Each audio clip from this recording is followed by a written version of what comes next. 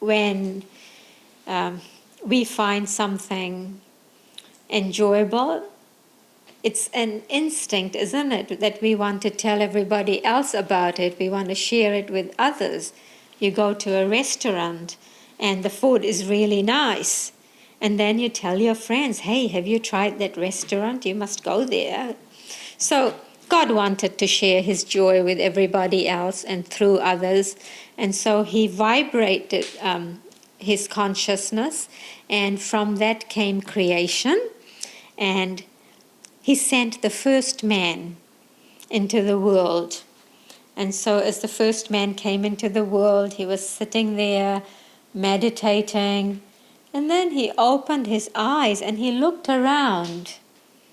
And he went back into meditation, into samadhi. Samadhi is that final stage of enlightenment, merging back in God. And he merged back into God. And God thought, that didn't work. What did I do wrong here? So he thought, I'll try again. So God sent a second man out into the world. And the second man once again was meditating. And then he opened his eyes and he looks around and enters samadhi and merges back into God. And God thought, gee, that didn't work either. I know what I'm going to do to make sure that the next person that I'm going to send out there will stay there. So he sent person number 3 out into the world. And this person number 3 is sitting and meditating, eyes closed, deep in meditation, feeling, wave upon wave of peace and love and joy. And then he opens his eyes and he looks around and everything looks really interesting. Because this time God had sprinkled delusion into the world. Maya, the Sanskrit word for that is. And this person thought, my goodness, that looks really interesting. That merry-go-round looks really good. That roller coaster, I want to go on that. That looks really good. And everything is looking exciting. And so this man gets up and starts enjoying this world. And forgets where he has come from. Because isn't that what happens? We are just so busy when we're enjoying the world. Who wants to think about what is the purpose of life and where have I come from? It's almost immaterial. It's like, when your children leave home and like a week goes by, 2 weeks go by, and you think, why haven't I heard from them? Because they're just busy, enjoying themselves. And so that's how the world came into being, where we have become attracted by all the lights and glitter of the world, and we have forgotten what is our true home. So the whole path, the spiritual path, regardless of whether it's the path of yoga, Christianity, Islam, whatever it is, any true spiritual path, the whole purpose is to retrace our way back to God. In the Christian tradition, there's a similar story. I was in Israel last year in January, just before all this COVID thing happened, and so all the biblical stories came quite alive for me, because Paramahansa Yogananda taught from both the teachings of Jesus and the teachings of Krishna. That they are essentially the essence of the message is the same. And so one of the stories, similar stories about merging back in God that Jesus tells is the story of that prodigal son. So this king, are we all familiar with that story of the prodigal son? No? No? Okay. So there's this king. This king has two sons, and one of the sons tells the father or asks the father for an early inheritance so that he can go into faraway land. And the father divides the inheritance up and gives this son his share. And so with his share of inheritance, this son goes out into the world. And the world is a very thrilling place. And so this son squanders this wealth on loose living. That's what the Bible says. He squanders it on loose living. If you look at some YouTube videos of this scene, they show this man, coming out of pubs and places like that, being with women. And so he squanders it all on loose living, and then hard times come. There's a economic depression, there's a famine, and he's got nothing to live on, and he needs to eat. So he manages to find some work. The work he finds is in a piggery. Now we're talking about this story from a Jewish perspective. And if you are a Jew, Jews don't eat pigs. They have nothing to do with pigs. And to work in a piggery is like the lowest of the low job that you can have. And here, the son of a king is working in a piggery. And he is eating the hulls of the corn that the pigs would not eat. And life is really tough for him.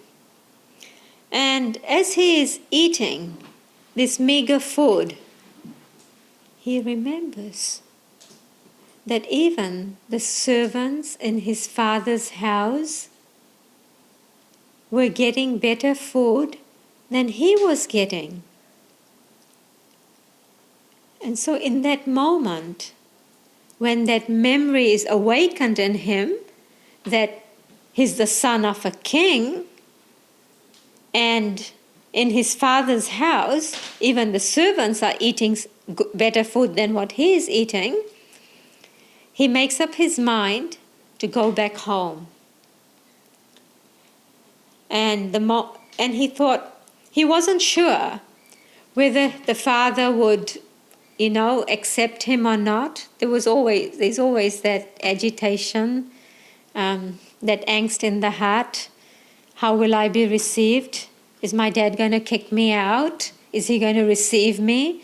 And then he kind of reasoned that, well, even if I go and live as a servant in my father's house, it'll still be better than the way that I'm living at the moment. So he makes that decision to go back home. And I like to think of it as a circle.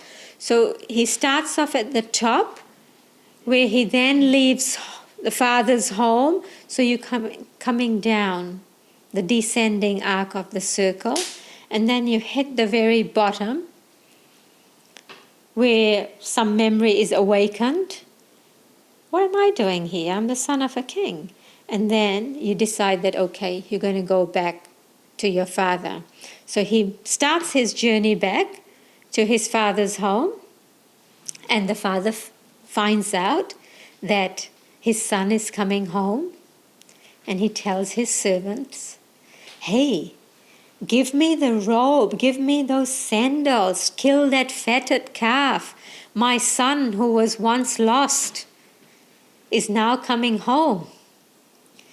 And the way the story is told, the father sees the son from a distance, and he comes running with the robe and the sandals, and he embraces this son.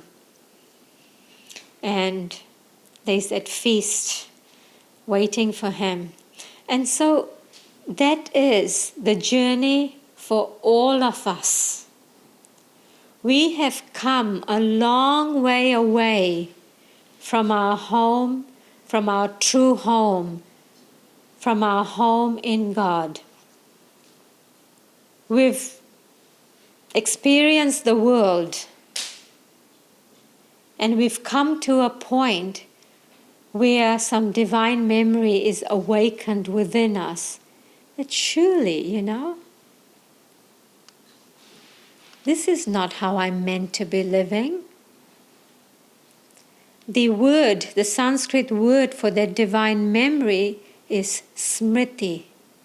And smriti is usually awakened when the world stops working for us. And that's when we decide that we must go back home. So the subject for today is, how do we go back home? Is there a map? Is there a path? And Patanjali, that sage who lived some 2,000 years ago, who captured it all for us, has said has given us the roadmap. Now, this is not a system that is unique to yoga. The roadmap that Patanjali has given us applies to you no matter what your religion or no religion. Like, these are the stages you will have to go through in order to merge back into God. Any questions so far?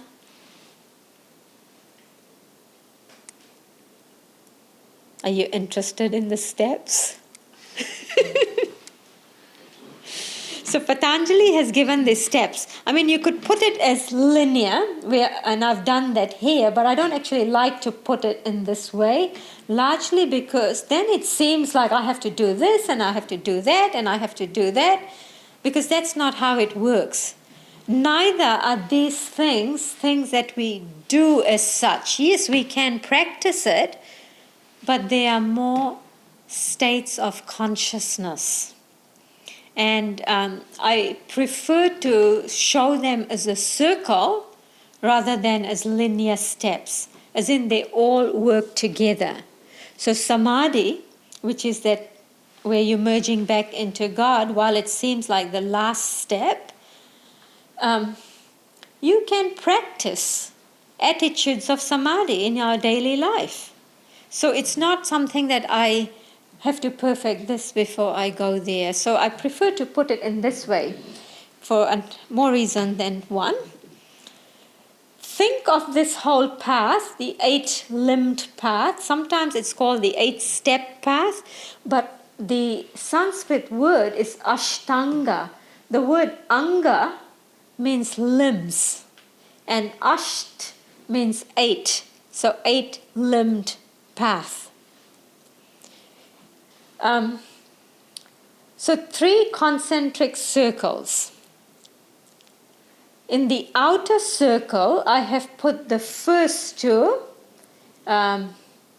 limbs, which are the yamas and the niyamas. The yamas and the niyamas are the moral guidelines for living. These are not man-made guidelines, but these are laws that operate in the world. I'll come back to that in a minute, though. So the yamas and niyamas, which are the yamas means things that you should not do. So there are 5 of them. Don't harm anybody. It's actually just written as one word, ahimsa. Mahatma Gandhi was well known for his ahimsa movement. Ahimsa means harmlessness. And it's up to you how you apply harmlessness, because it's not specified. It just says harmlessness. So harmlessness, non-lying,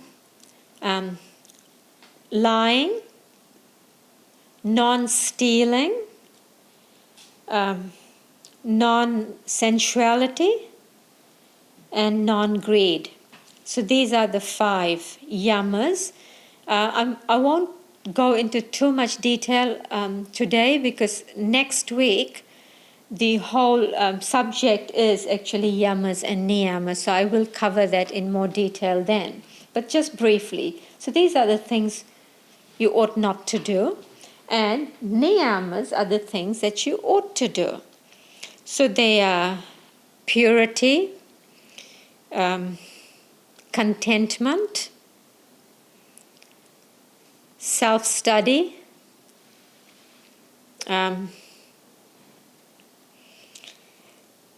divine surrender. What's the 5th one, really?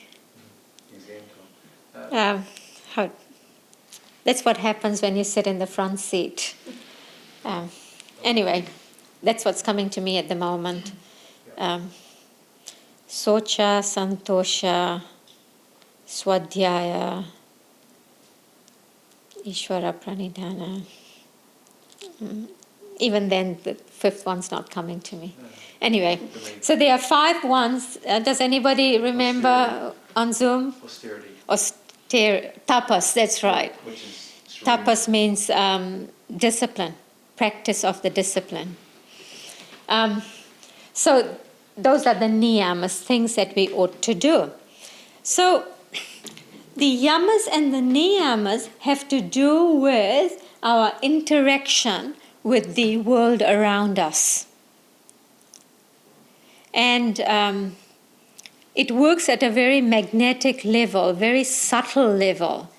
As in and when you practice or when you perfect these practices, say you perfect the practice of harmlessness, Patanjali says the reward of that is that the world becomes a peaceful place for you to be in. As in, our actions, our thoughts, our words,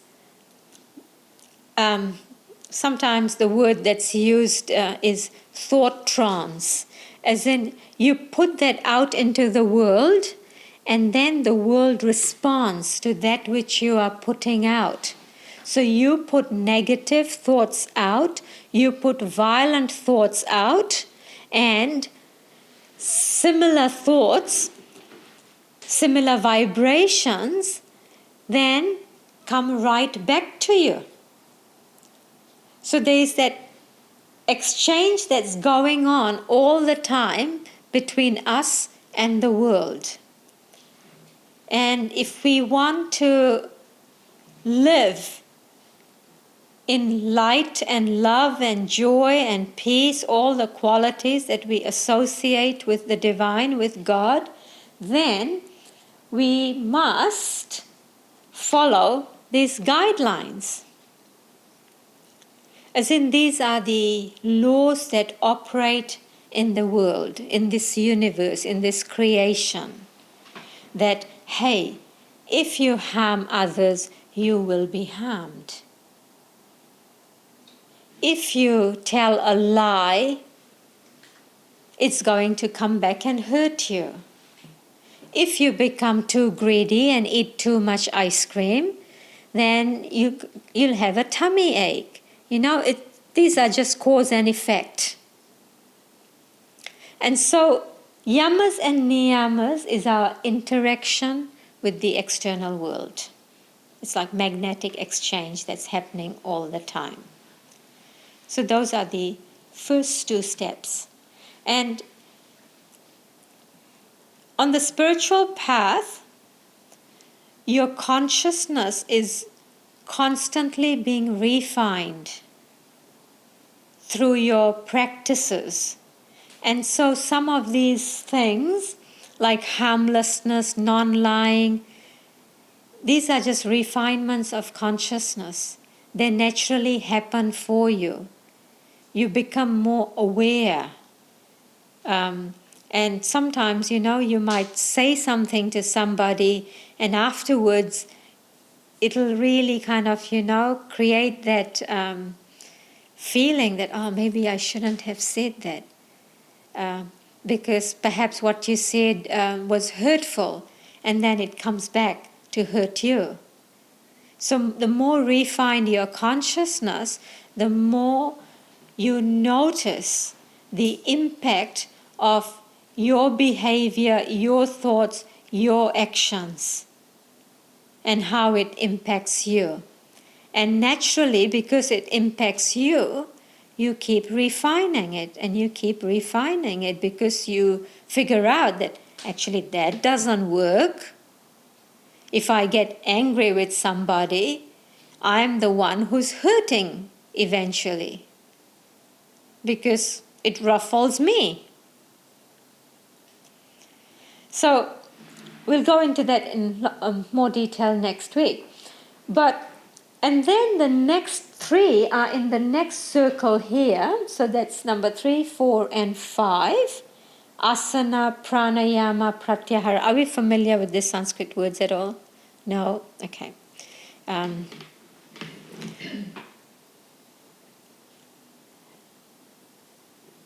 The ones in this circle deal with our energy.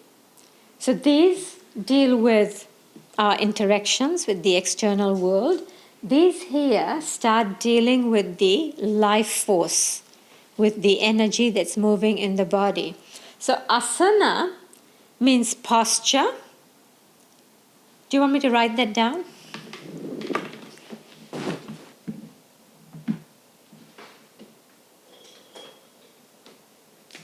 Asana means posture. Pranayama is life force control. And pratyahara is interiorization. Let's have a look at that. So the third limb on this roadmap, asana. So Patanjali actually talks about the Hatha Yoga world has hijacked the word asana, and they talk about, the Patanjali says to practice yoga postures. Not true.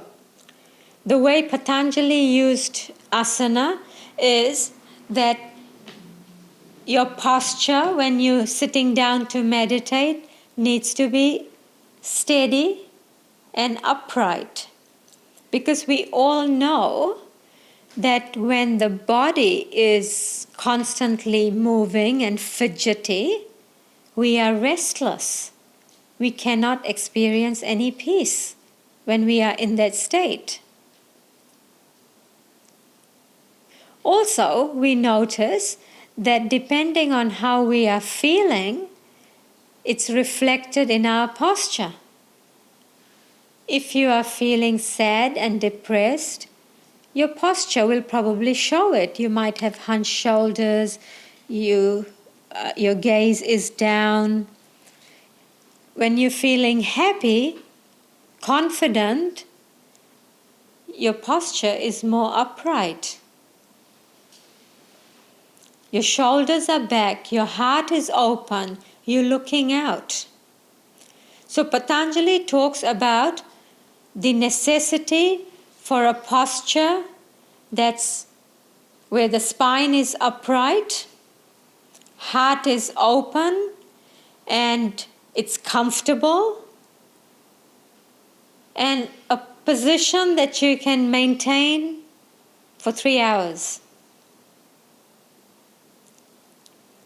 Paramahansa Yogananda says that a bent spine is the enemy of self-realization. Because, this is going into week 4 subject, but there is a lot of energy locked up in your spine.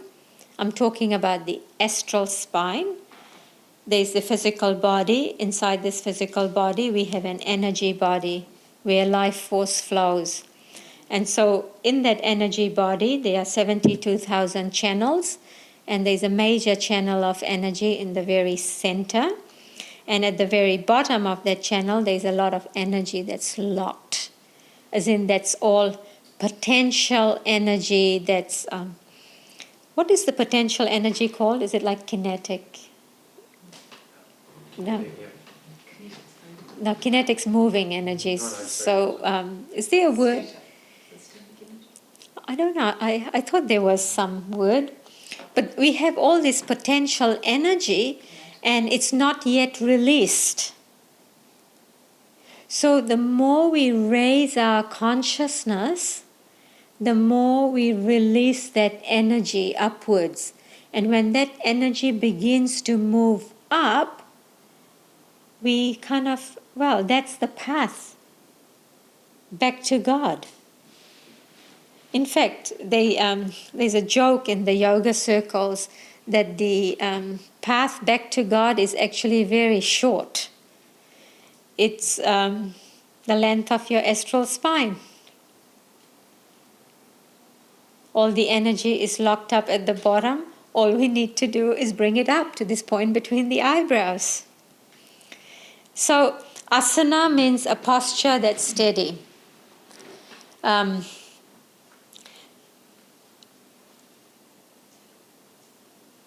I just want to talk a little bit about meditation practice.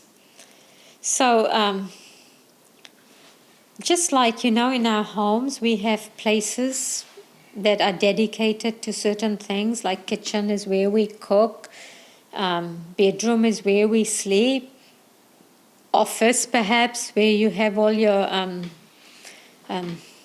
computers and things like that. And likewise, it's very helpful to have a dedicated space for your meditation. It doesn't have to be a whole room. It can just be a corner of some room, but a place where that becomes your place where you sit down and meditate. It works at several levels. One is the vibration of meditation is established when you sit in the same space all the time. But what I find is, if for whatever reason you haven't yet gone and done your practice, that space calls you, that you haven't been here yet.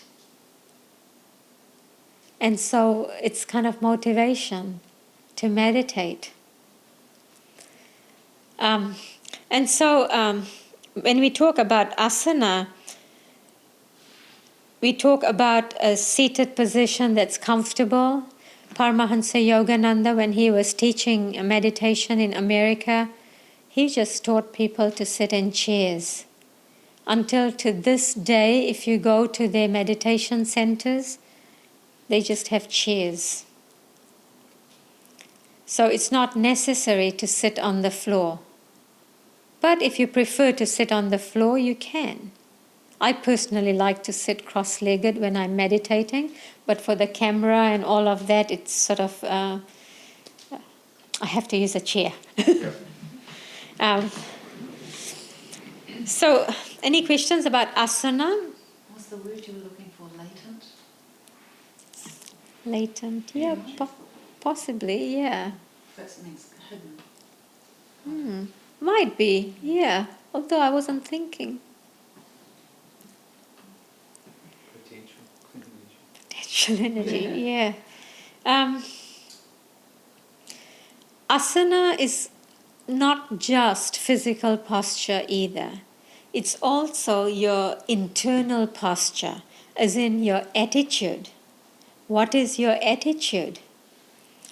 And this is not just in meditation, but just generally, What is your attitude towards life? What is your attitude towards the work that you do? Or attitude in everything. Right attitude. Did you have something to say? I was just thinking of that sensation you get when you're walking along, and I'm not particularly tall, but when you walk along and you know you're in a good space, you actually feel like you're so much taller. Yeah, there's a lightness. But it's a really high height.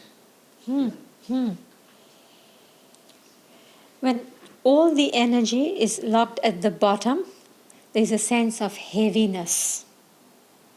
There's the earth chakra at the very bottom.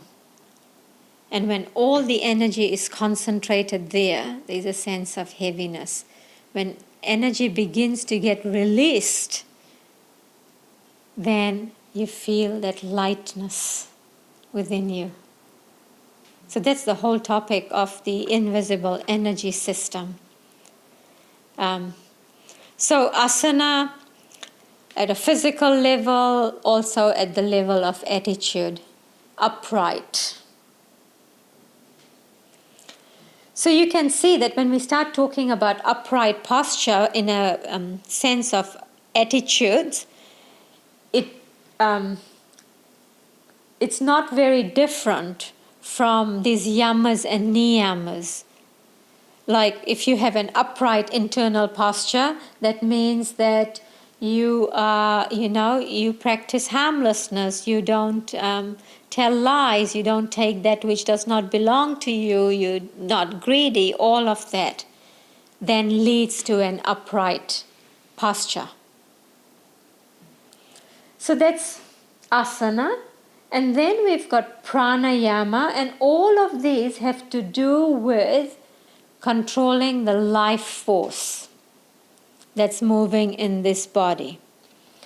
Pranayama, the word prana means life force or energy. There are other words for it. I think the Chinese call it qi. The Maori have a word for it too, which I can't recall right now. Do you know, Jenny? They do have a word for it, but Yeah, they do. Wairoa. Is it Wairoa? I thought it was with an M. No? Oh, mana? No. Water is spirit. Yeah.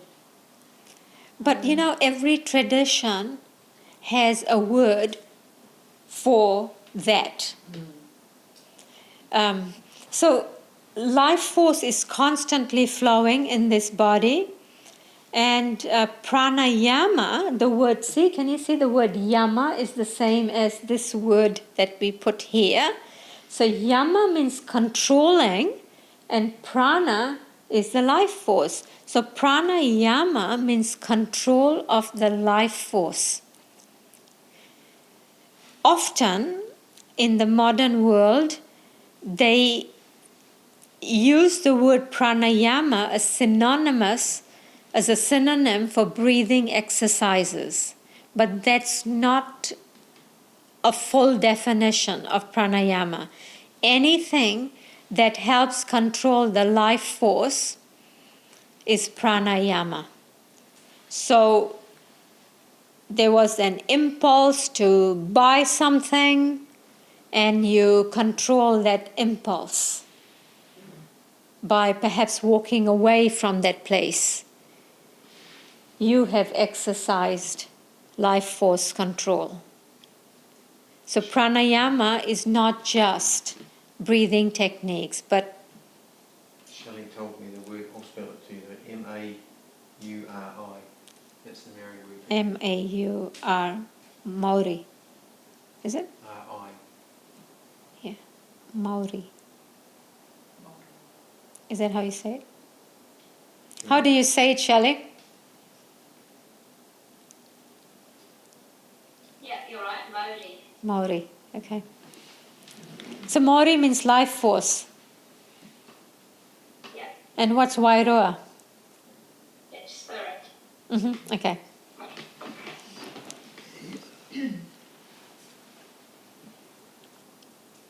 So Kriya Yoga is a pranayama. Kriya Yoga helps you to control your life force. It works with energy in the spine, and it works directly with the energy in the spine. So once again, this topic of Kriya Yoga and pranayama, that's week 4 topic, so we will look at it in more detail. But for now, pranayama is a way to control the energy that moves in the body. Because mastery of that energy will give you mastery over yourself. We begin to realize how little control we have, how we are so driven by our habitual patterns.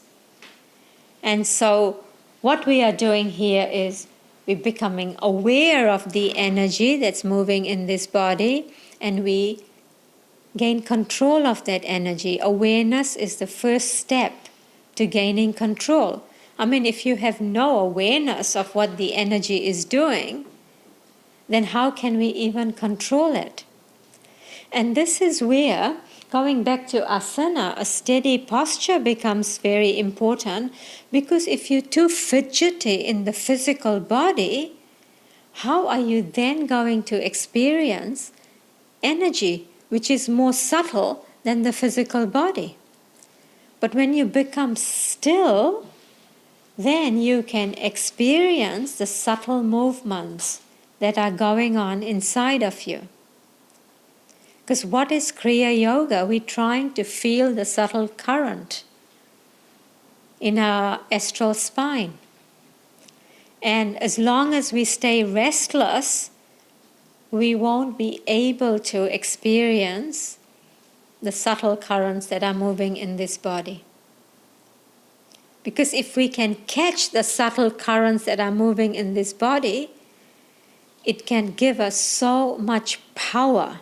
Power in the sense that not power over people or anything, but power over our own mind. The number of times we say things, we do things, because we have, we're not doing it through our own choice, but through habitual patterns. But if we had recognized that subtlety before it becomes a full blown out thing, we would have had the opportunity to not do it.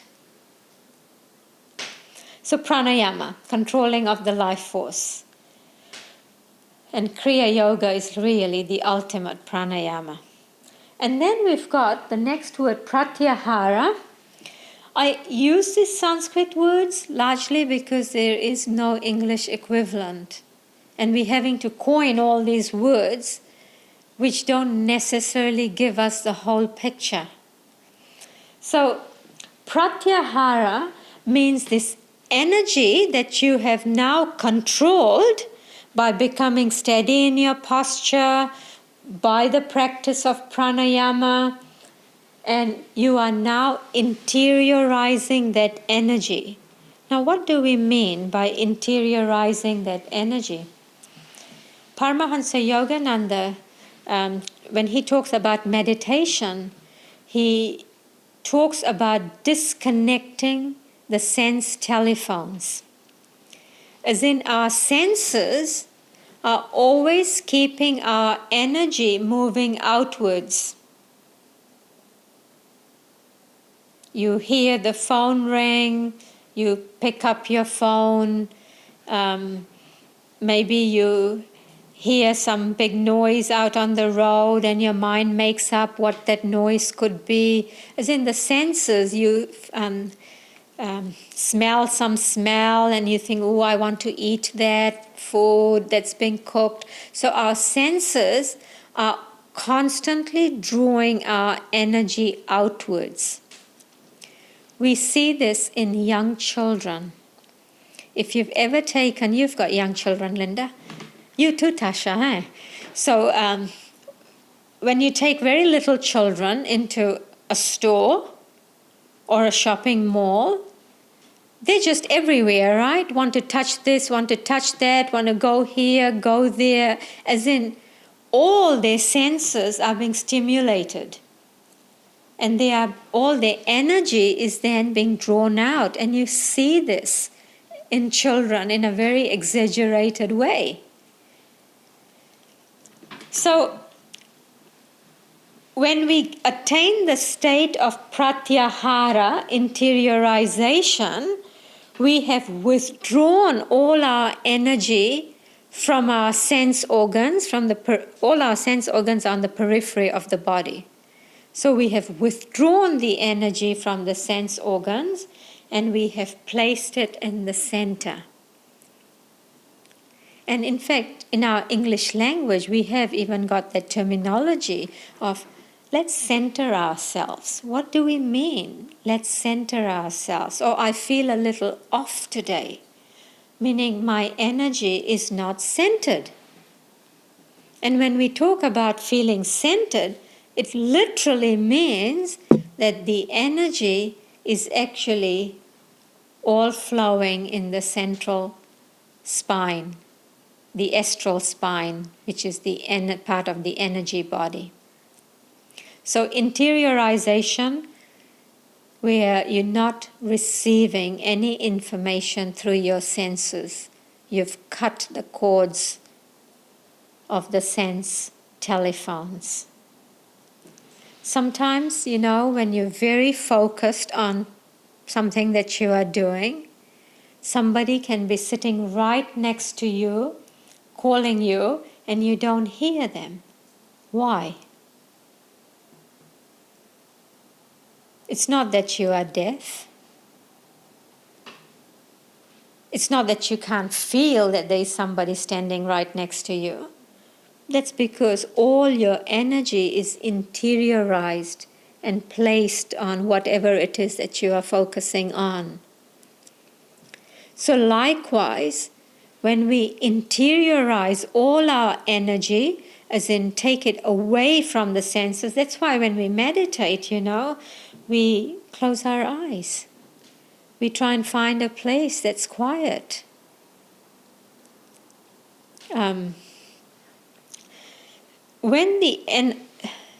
Is there any thoughts or anything so far, or is everything clear? When the energy is interiorized, we then start moving into the third inner circle, and in that inner circle, I've got those 3 words written there, dharana, dhyana and samadhi. These are the internal limbs. The yamas and the niyamas were the external limbs. These 3 work with the energy. The other 3 are known as the internal limbs. So, when the energy is interiorized, that means that you can attain the state of concentration.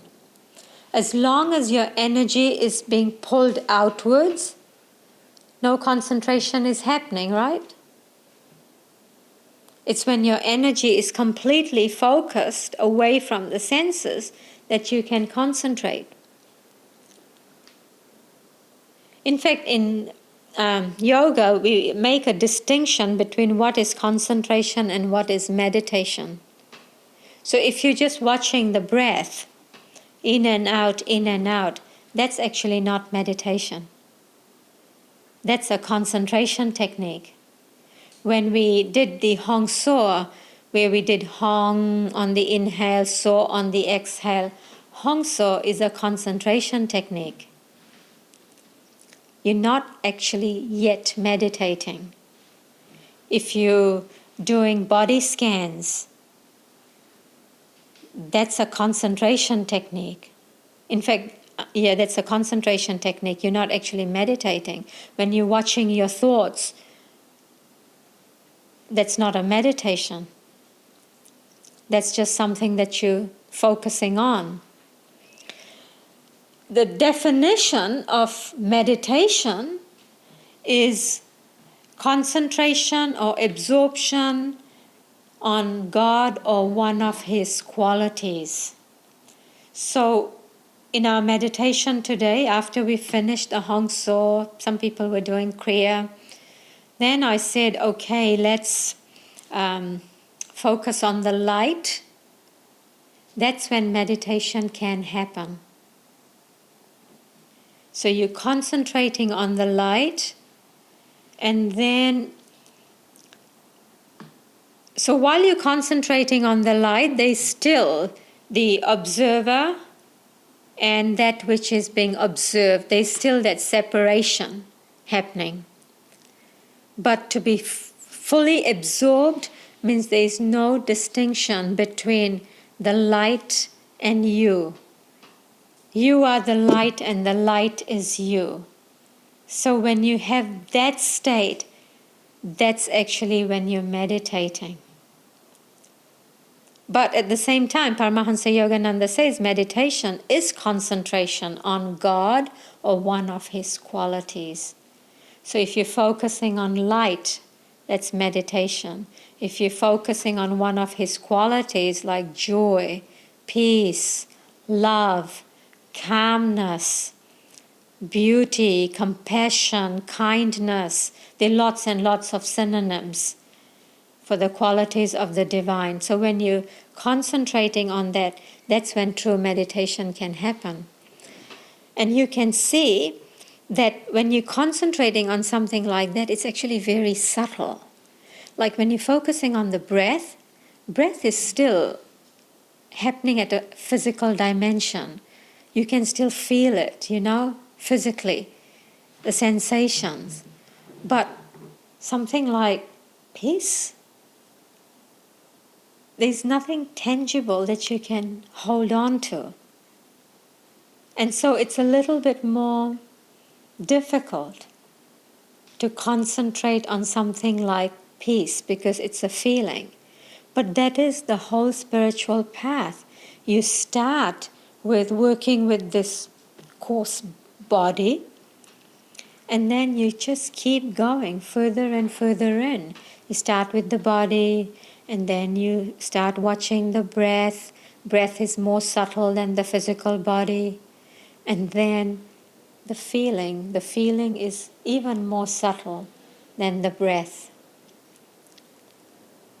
Can you see how we just keep, it's like you keep diving deeper and deeper and deeper into yourself. And then the state of samadhi is where you just merge completely into the light, an expansive state, where the little I just doesn't exist. I can't speak about that state from any experience. But that's how it is explained, and that's what we're working towards. The pilgrim vow, the purpose of life is to merge, to find God and to merge back in God. And merging back in God is that state of samadhi. Yogananda has written the whole poem called Samadhi. What chapter is it, Linda? Is it? Oh, here it is. I found it. That's okay, I found it.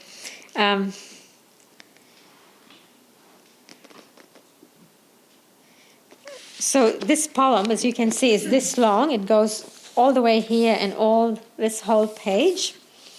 And this is just some of the words from it. Myself in everything enters the great myself. I mean, how do you even comprehend something like that? Myself in everything enters the great myself. I was thinking of it in this fashion. So, is it like, what does it really mean to merge back in God? And without experience, it's kind of hard to, all we can do is kind of imagine what it could be like. So I thought of it in this way. So the river is moving to the sea, and at some point, the water that's flowing in the river is going to merge into the water that's in the sea. So likewise, and so at that point, that water loses its individuality and it becomes part of the great ocean. And so likewise, our ego is a bundle of self-definitions, that this is me, this is who I am. We kind of identify with all those self-definitions, which is what creates those vrittis that we talked about last week. And in fact, Yogananda says that all these millions of vrittis in the spine actually paralyze our spine, meaning the energy cannot flow efficiently because there's all of these vrittis. And these vrittis are our likes and dislikes, our longings and regrets. In fact, desire is the glue that holds us in this physical body. It's like you get rid of all your desires and you'll be free. All those vortices of feeling in that astral spine are really our egoic likes and dislikes, our egoic desires. And so merging back in God means all of those just get neutralized, get washed away, they disappear, they cease to exist. And then that you can't distinguish between what was the water from the river and what was the water from the ocean. They all just part and parcel of the one great big ocean. So myself in everything enters the great myself, gone forever, fitful flickering shadows of mortal memory. Spotless is my mental sky. Wouldn't it be nice to have a spotless mental sky? Below, ahead, and high above. Eternity and I, one united ray. A tiny bubble of laughter. I am become the sea of mirth itself. In fact, those are the last two lines. A tiny bubble of laughter. Like, really? Is life playing a real joke on us? Because that's what it seems like when you read that. A tiny bubble of laughter. I have become the sea of mirth itself. Because when God created us, remember going back to that story, He was just having fun. And we have become identified with this joke that He's playing on us. And I think once we discover or once we realize that He's playing a joke on us, we will start taking life so seriously. But the one thing we then begin to take seriously is, I understand, and I intend to live by my understanding that life is a pilgrimage. And the intention and the final goal is to merge back in God. So those are the stages of spiritual development that happens to any individual, whether they're consciously practicing or not. That's how human beings evolve. When you consciously practice, you speed up the process. Otherwise, you kind of chug along, bullock cart approach. But Kriya Yoga, Paramahansa Yogananda says, he says it's the jet plane route to God. He says that in the autobiography of a yogi. I couldn't tell you which chapter, but somewhere it says it's the jet plane route back to God. So, did anybody have anything to say? Either here or those of you who are on Zoom?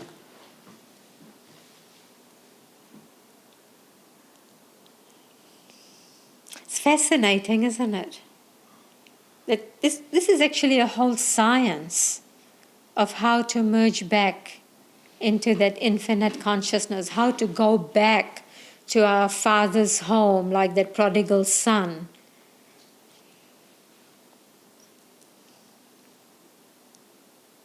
Have we got something on the chat?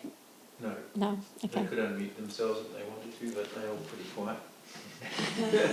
Quite like me. Okay, so shall we finish with the prayer?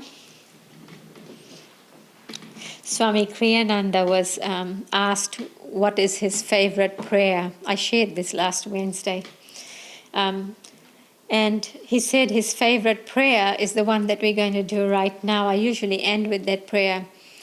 When I first started on this path at the Odering's place, we always used to finish with this prayer.